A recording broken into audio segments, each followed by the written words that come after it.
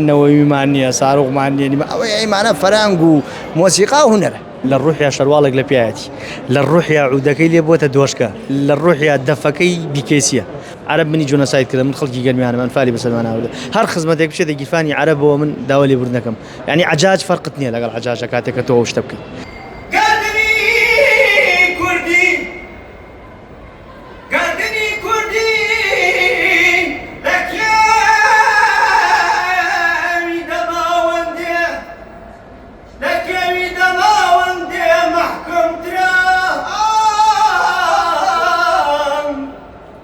خوا قەزا چۆنی شنو قاعد يجي وزن شنو ماشي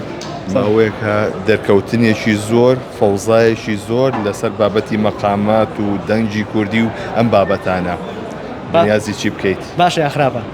من زۆرم پێ باشە دڵ مەکرێتەوە کەوابینم گەرەک مام ئەو نەوعە هونەرە کە یەکێک لە توخمەکانی پاراستنی نەتەوەکە بیتێرمە بەرەوە لەبەرە ئەوی ئێمە لە ڕووی دەوڵەتداری و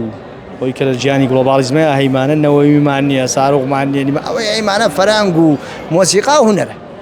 بۆیە ئەو بابەتەش بەشێکە لە فەرهەنگی هونەری من بۆ پێم وایە وەکو کەرەستەیەکی پاراستنی ڕەسە نەتوانێت کاری پێ بکەین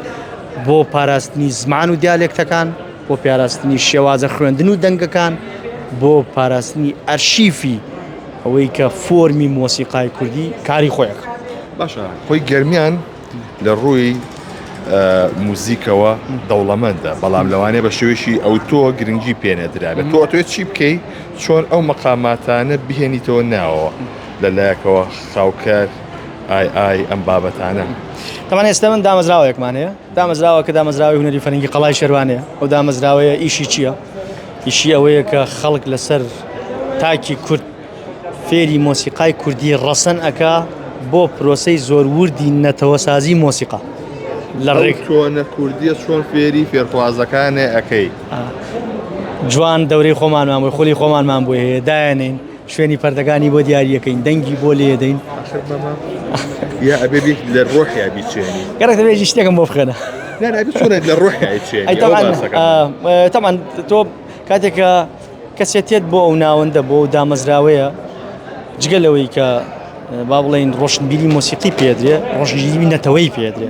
عنی مەسەن ئێستا لە ڕۆژی دەیەمی فێرخوازۆگۆ لە لای ئێمە لە ڕوحیا شەروالێک لە پیاەتی لە ڕوحیا عودەکەی لێ بۆتە دۆشکە لە ڕوحیا دەفەکەی بیکێسیە بۆ خۆپارێزی تەمانەمانە کەرەستەی جەنگین وەێ هەر یەکێک لەم ئامێرانە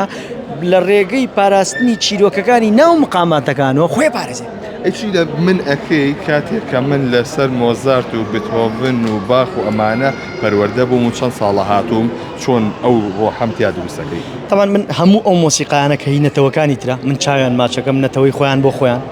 شڵاو تو با برادێکە یوت گۆرانی خۆیان بۆ خۆیان گۆرانی خۆمان بۆ خۆمان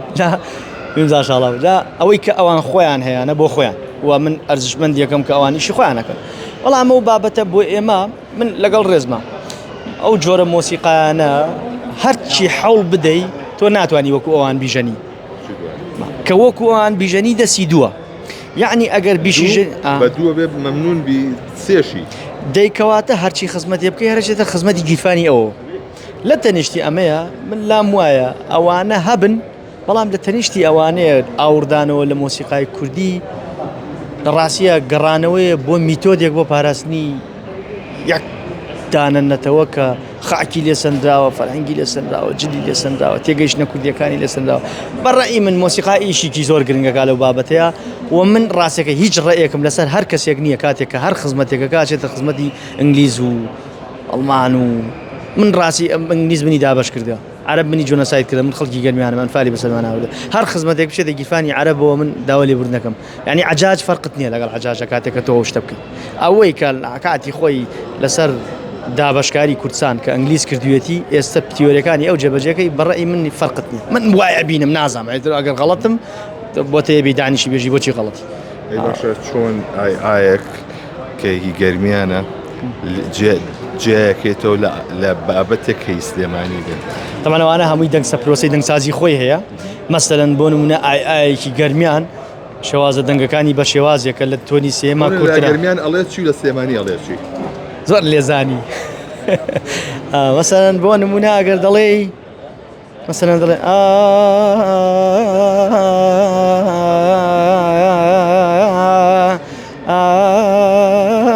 خایی ئاخایی دێم ئاخ وردە دەنگەکان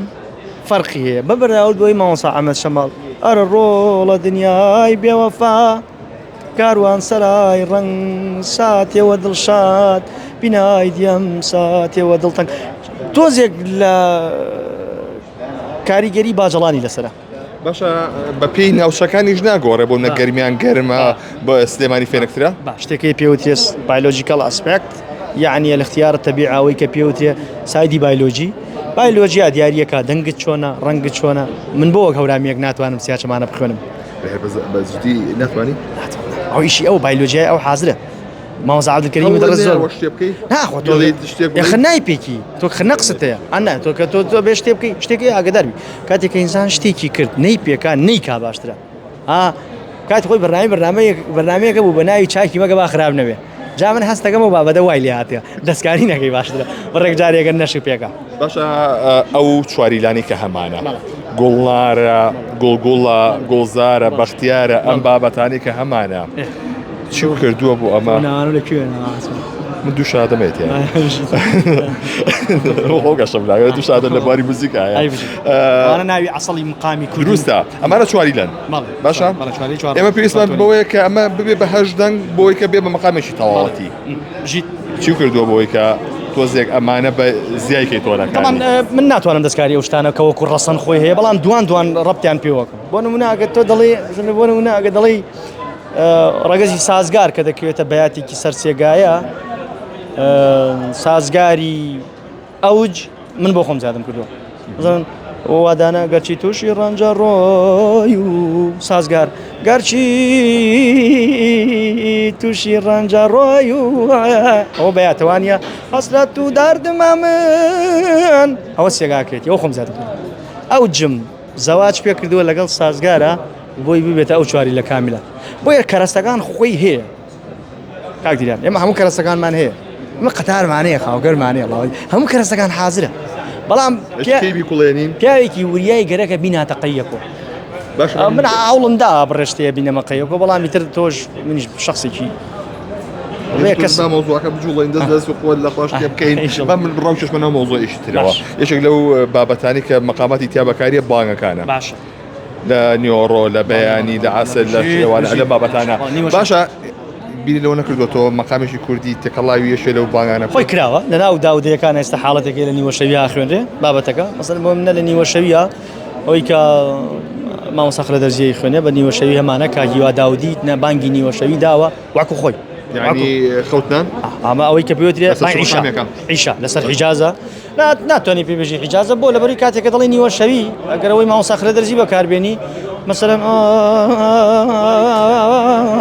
ئێستا لەیرا حیجازە وەلیەی داوات وەرە من سەدا چوارگایە سەدایەکم دەگەیە سەدایەکی پیرە پاییزێ ئەوەی تر چوارگایە بەس ئەگەر دەڵێ خۆ من نەمدەزانی چ بە هەڵاڵە و سەستنێداڵ دەڵێم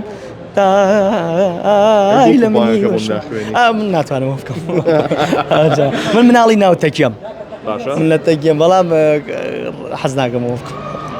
بەڵام کاگیوا داودی زۆر بە جوانی کاری تیا کردووە من لێرە دەستخۆشیەکەم جەماعەتی تەکیی تاڵەبانی زۆر بە جوانی کاریان لەسەر ئەوە کردووە کە چۆن ئەو مقامە کوردیانە تێکەڵ نەک تەنها بە ئاینی ئیسلام تێکەڵیکەن بە ئاینی تریش هیوادارم کە ئەو هەوڵە بەردەوام بێ و فەرزەکانی تریش بگرێتەوە بامان شێواز دەستی تۆ خۆش بێ قوربانە بۆ